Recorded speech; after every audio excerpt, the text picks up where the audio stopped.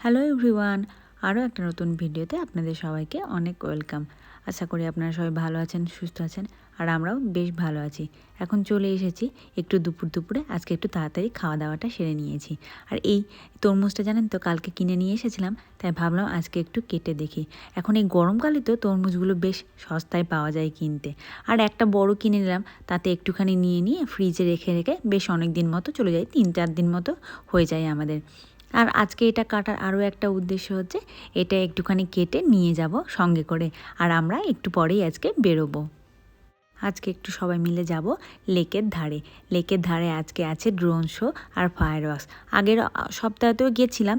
এখানে এই গরমকাল এলেই জানেন তো বিভিন্ন কোম্পানির আছে, একটাই কোম্পানির কিন্তু বিভিন্ন দেশের হয়ে এরা আলাদা আলাদা দিনে আলাদা আলাদা দেশের হয়ে এই ফায়ার ওয়ার্কস আর ড্রোন শোটা করে। তো আগের দিনও দেখেছিলাম, কিন্তু আমার তেমনভাবে ভিডিওটা বানানো হয়নি, তাই ভাবলাম চলুন আজকে আপনাদের সাথে এই পুরো ভিডিওটা শেয়ার করি। একটু বিকেলই বেরোবো, তাতে কি হবে, ওইখানে গিয়ে একটু আগে থেকে না গেলে জানেন তো সামনের দিকে জায়গাটা পাওয়া যায় না।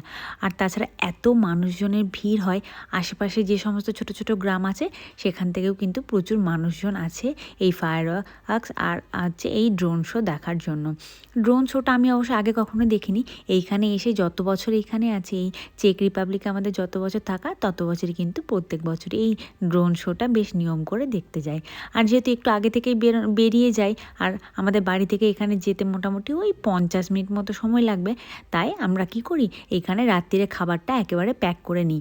ওখানে আমাদের একটা ম্যাট আছে, সেই ম্যাট নিয়ে গিয়ে ওখানে বসলে তাহলে একসাথে ডিনারও করে নেওয়া হবে, আবার তারপরে জায়গাও ঠিকঠাক মতো পেয়ে গেলে আপনার অনুষ্ঠানটাও সুন্দরভাবে দেখা হবে। তাই আজকে ভাবলাম যেহেতু একটু তাড়াতাড়ি বেরোচ্ছি, একটু টিফিন কৌটো করে এখানে ফলটা নিয়ে নিলাম। ফলটা রেডি হয়ে গেলে, আর দুপুরে একটুখানি রাতে ডিনারের জন্য খাবারটা বানিয়ে নিয়েছিলাম, সেটাও একটা প্যাকেটে করে নিয়ে এখানে তারপরে একসাথে রেডি হয়ে বেরোবো। তরমুজটা কাটা প্রায় হয়ে গেছে, একদম রেডি করে এখানে রেখে দিলাম টিফিন কৌটোর মধ্যে। আর দুপুরে আজকে জানেন তো কালকে একটুখানি ওই কিছু বোনলেস চিকেন ছিল, সেই চিকেনগুলোই একটু ভাজা আগে করে নিয়েছি। তারপরে একটুখানি ডিম দিয়ে পরোটা আর মতো করে একটু ভালো করে ভেজে নিয়ে তারপরে একটু এগ রোল টাইপের বানিয়ে নিয়েছি। আমরা ওই জন্য দুটো করে বানিয়ে নিয়েছি। আর রাজ আর পারমিতারাও আসবে, তাই সবাই মিলে যাতে একসাথে খাওয়া যায় সেই জন্য 4 জনের জন্য ওই 4টে মতো বানিয়ে নিয়েছি। এবার এটাও এখানে টিফিন কৌটোর মধ্যে এগুলো নিয়ে নিচ্ছি একসাথে। সব কিছু যখন গোছানো হয়ে গেছে, তখন দেখছি বাইরের দিকে তাকিয়ে দেখুন কীরকম কালো মেঘ করে এসেছে। এরকম কালো মেঘ যদি থাকে তাহলে কি করে বেরোবে বলুন তো। সকাল দিকে অবশ্য দেখেছিলাম ওয়েদারটা, তখন কিন্তু ওয়েদার ফোরকাস্টে এইরকমভাবে যে বৃষ্টি হবে তার কিন্তু কোনো পূর্বাভাস ছিল না। এখন হঠাৎ দেখি বাইরে দেখে পুরো কালো করে মেঘ এসেছে, বলতে না বলতেই ঝমঝমিয়ে বৃষ্টি।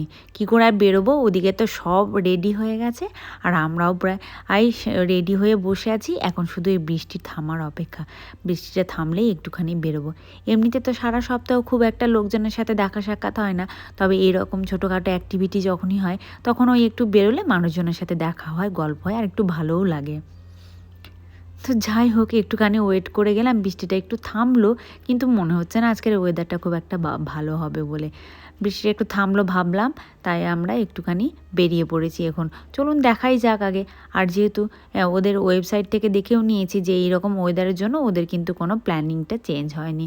তো যদি ড্রোন শো আর ফায়ার ওয়ার্কস দুটোই হয়, তাহলে আমরাও পৌঁছে যাব ঠিকঠাক ওখানে গিয়ে, তখন আমরা ওই শোগুলো দেখতে পারবো।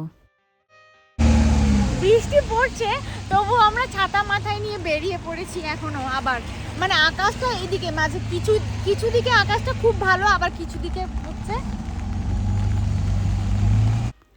বেরোনোর পরে জানেন তো আবারও বৃষ্টি হয়েছিল, সেই ভেবে আমরা একটুখানি প্ল্যানটা চেঞ্জ করেছি। প্রথমে ভেবেছিলাম নদীর ধারে একসাথে সবাই মিলে ডিনার করব, কিন্তু এইখানে যেহেতু রাজ আর পারমিতার বাড়িটা হচ্ছে মানে লেকের ধার থেকে জাস্ট 2 থেকে 3টে স্টপেজ ট্রামে করে গেলে তো খুব সহজেই পৌঁছে যাব। তাই আমরা ভাবলাম একটুখানি টাইমও স্পেন্ড করা যাবে, তাই এদের বাড়িতেই কিন্তু ডিনারটা সেরে নিয়েছিলাম আমরা। ডিনারে পারমিতা বানিয়েছিল এইখানে পোলাও আর আলুর দম, সেই খেয়ে একটু সন্ধে নামতেই আমরা কিন্তু বেরিয়ে পড়েছি। আর এই যে লেকের ধারে যাওয়ার পথে এরকম কিন্তু প্রচুর ছোট ছোট দোকান দেখতে পাবেন, আর তার সাথেও কিন্তু এখন রয়েছে এখানে সামার স্পেশাল এখানে একটা মেলা। এই মেলাটা কিন্তু জানেন তো একদম হুবহু আমাদের ওখানকার মেলার মতনই। বিভিন্ন ধরনের কার্টুন ক্যারেক্টার ঘোরাঘুরি করে, তার সাথেও রয়েছে বিভিন্ন ধরনের রাইড, যেগুলো কিন্তু মানুষজন চড়তে ভীষণ পছন্দ করে। আমরা একদম ট্রাম থেকে নেমে লেকের ধারে চলে এসেছি। আর এইখানে দেখুন বৃষ্টি পড়েছে, কেউ বলবে কত মানুষজন আগের থেকে চলে এসেছে। সেই রকমই একটা জায়গা থেকে এখানে আসন পেতে আমরা 4 জনে বসে পড়লাম। এখন কিন্তু শুরু হয়ে গেছে ড্রোন শো। প্রথমে কিন্তু একসঙ্গে এখানে 250টা ড্রোন মিলে এই শোটা তৈরি হবে। আর আজকে এই শোয়ের যে থিমটা, তার নাম হচ্ছে ওয়াটার ইজ লাইফ। তো এইখানে সব মিলিয়ে আজকে যে থিমটা তৈরি করবে সেটা সমস্ত কিছুই কিন্তু জলের ওপর বেস করে। তো প্রথমে এরা যে থিমটা তৈরি করেছে সেটা হচ্ছে জলের ফোঁটাগুলো। কী সুন্দর দেখুন, এক একটা করে জলের ফোঁটাগুলো উপরে ভেসে আসছে। ক্যামেরা থেকেও কিন্তু এটা অরিজিনালি খুব ভালো লাগছিলো দেখতে। এখনও খুব একটা পরিষ্কারভাবে রাত হয়নি বলে এখানে কিন্তু ক্যামেরায় আশেপাশের যে কালার পিকচারটা সেটাও কিন্তু ক্যামেরায় ফুটে উঠেছে। বাট ইনস্ট্যান্টলি এখানে দেখুন এতগুলো ড্রোন মিলে যে সুন্দর একটা পিকচার ফুটিয়ে তুলেছে, তা কিন্তু এক কথায় অনবদ্য। এছাড়াও এখানে কিন্তু প্রথমে এরকম জলের ফোঁটা তৈরি হয়েছে, তারপরে জলের ঢেউ। এছাড়াও রয়েছে কিন্তু এখানে স্টার ফিশ বা জেলি ফিশ টাইপের কিছু কিছু সামুদ্রিক মাছও রয়েছে, যেগুলো এখানে তৈরি করেছে। তবে এটাতেই শেষ নয়, এর সাথেও কিন্তু আপনারা দেখতে পাবেন এইগুলো কিন্তু বিভিন্ন ধরনের কালার কম্বিনেশন দিয়ে এইগুলো তৈরি করা হয়েছে। এত বৃষ্টির মাঝখানেও আমরা যে ফাইনালি এখানে পৌঁছে এই যে ড্রোন শোটা দেখতে পারবো, এটাই কিন্তু অনেক। আজকের এই থিমটা তো প্রথমেই বললাম, এটা বেসিক্যালি তৈরি করা হয়েছে জলের উপর ভিত্তি করে। তার জলের মধ্যে যে সমস্ত প্রাণী থাকে বা যে সমস্ত শৈবাল কোরাল থাকে, সেই সমস্তর কিন্তু এখানে তুলে ধরা হয়েছে এই ড্রোনের মাধ্যমে। আর এক এক সময় কিন্তু এক এক রকমের কালার কম্বিনেশন দিয়ে ফুটিয়ে তুলেছে এই থিমগুলো।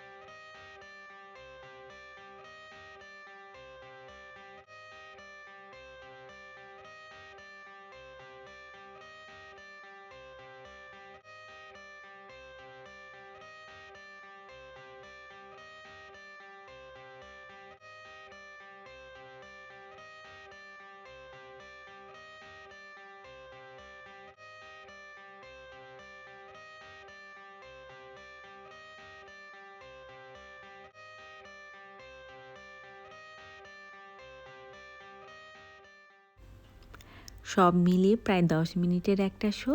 সব শেষে কিন্তু এখানে দেখায় ফাইনালি আপনারা যেখানে আছেন সেই দেশের নাম।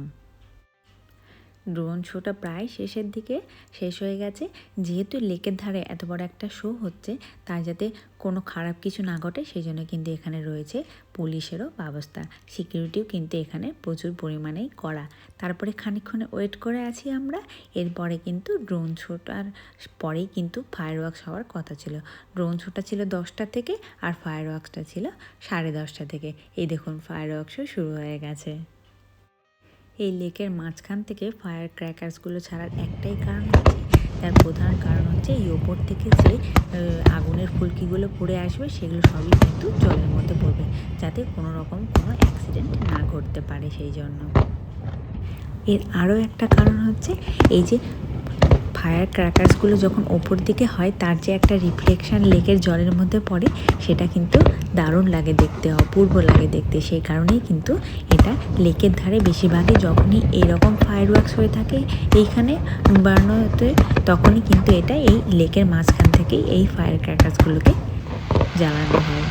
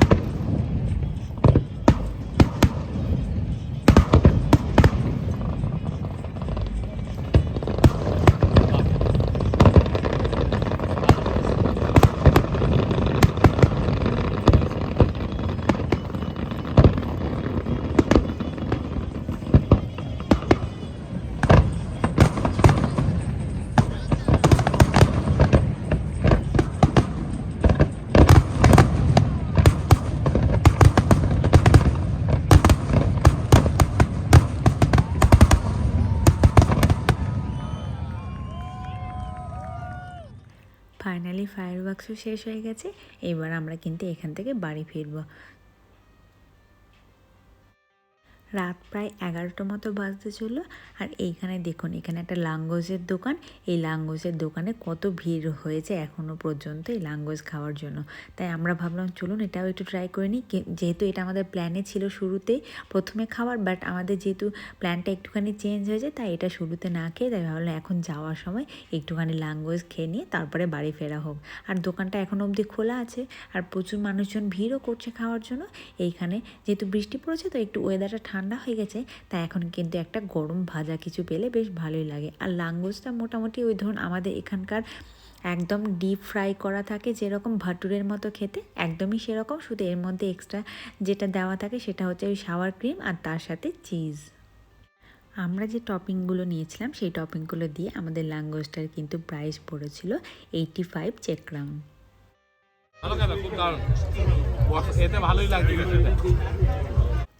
এখন আমরা বেরিয়ে পড়েছি বাড়ি ফেরার জন্য। প্রথমে আমরা ট্রামে করে উঠবো, দেন বাড়ি ফিরবো। টাটা।